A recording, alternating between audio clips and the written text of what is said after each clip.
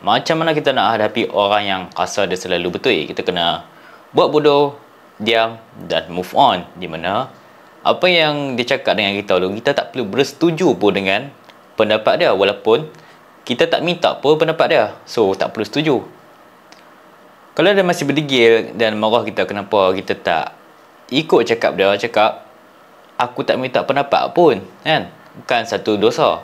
Kalau kita ikut pun bukan ada manfaat pun, dia pun orang biasa, orang average, buat apa kita nak ikut? Kita pun kena tengok juga, kalau dia level kat Roy Min, mungkin boleh consider kita nak ikut dia punya nasihat, sebab dia memberi manfaat dekat kita.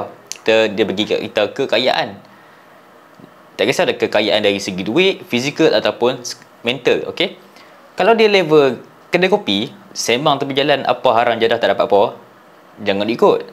Ini khas lah untuk situasi dekat kenduri ataupun reunion. Kalau jumpa dengan orang-orang macam ni, selalunya tempat yang kita berkumpul ni selalu tak bagus pun. Aku kalau boleh, aku nak elak tempat-tempat macam ni, sebab aku tahu dalam tu ada orang macam tu. Lebih baik kita diam dan buat bodoh dan belah dari situ. Cepat-cepatlah. Kalau nak jaga hati pun tak ada guna.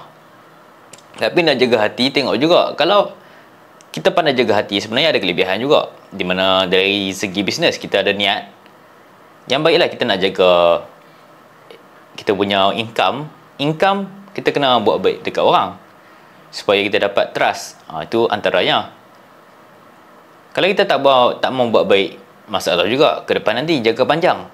Di mana bila jangka panjang tu kita nak minta tolong, bukan nak minta tolong, sebenarnya orang yang pernah kita tolong tu, sebenarnya dia yang akan memberi rezeki kita dekat kita balik. Macam tak masuk akal, tapi itulah kelebihan buat baik. Kita tak boleh buat jahat pun sebenarnya. Dalam hidup ada dua pilihan, nak buat baik, nak buat jahat. Nak buat jahat ni memanglah seronok, tapi dalam jangka panjang kita tak dapat apa. Kalau kita buat baik, kalau kita buat baik ni kan, untuk ke depan nanti, rezeki tu orang yang kita pernah tolong, dia akan tolong kita balik. Ataupun dia pernah mendoakan kita masa kita memberi tu, supaya kita dapat rezeki yang lebih baik. Kita tak tahu, lagipun kita dapat pahala kalau kita buat baik. Kan bagus tu kan. So dekat sini, macam ni lah cara nak counter dia tadi. Kesimpulan cara nak counter orang yang asal selalu betul ataupun superior, buat bodoh, angguk dan belah. Itu saja. Dan jangan dekat dengan orang ni, sebab dia menggunakan kita punya emosi untuk hidup. Dia perlukan emosi, attention dan kita punya tenaga yang positif tu, sebab dia tak boleh hidup. Kalau kita tak bagi, dia tak boleh hidup. Memang dia macam tu. Itulah psikologi nak lawan orang macam ni. Okay?